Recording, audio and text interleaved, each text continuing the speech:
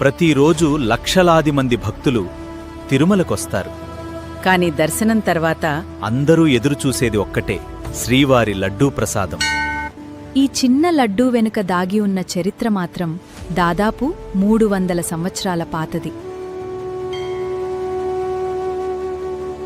చారిత్రక ఆధారాల ప్రకారం 1715 ప్రాంతంలో తిరుమల ఆలయంలో లడ్డూను నైవేద్యంగా సమర్పించిన వివరాలు కనిపిస్తాయి.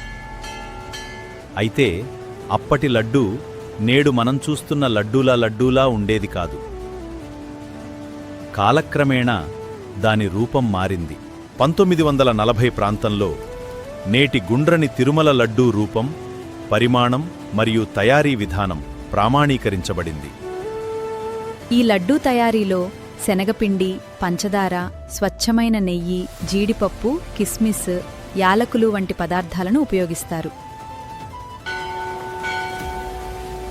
ప్రతి లడ్డూను తిరుమలలోని పవిత్రమైన పోటు అనే ఆలయ వంటశాలలో సంప్రదాయ పద్ధతిలో తయారుచేస్తారు.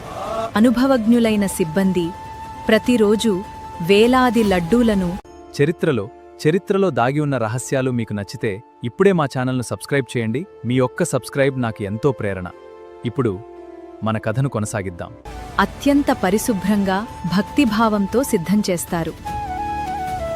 2009 సంవత్సరంలో తిరుమల లడ్డూకు జియోగ్రాఫికల్ ఇండికేషన్ అంటే జీఐ హోదా లభించింది. దీనర్థం తిరుమల లడ్డూ పేరుతో అసలైన ప్రసాదాన్ని తయారు చేసే హక్కు తిరుమల తిరుపతి దేవస్థానానికే ఉంటుంది. ఈ లడ్డూ కేవలం ఒక తీపి పదార్థం కాదు, కోట్లాది మంది భక్తుల విశ్వాసం, సంప్రదాయం, ఆధ్యాత్మిక భావానికి ప్రతీక.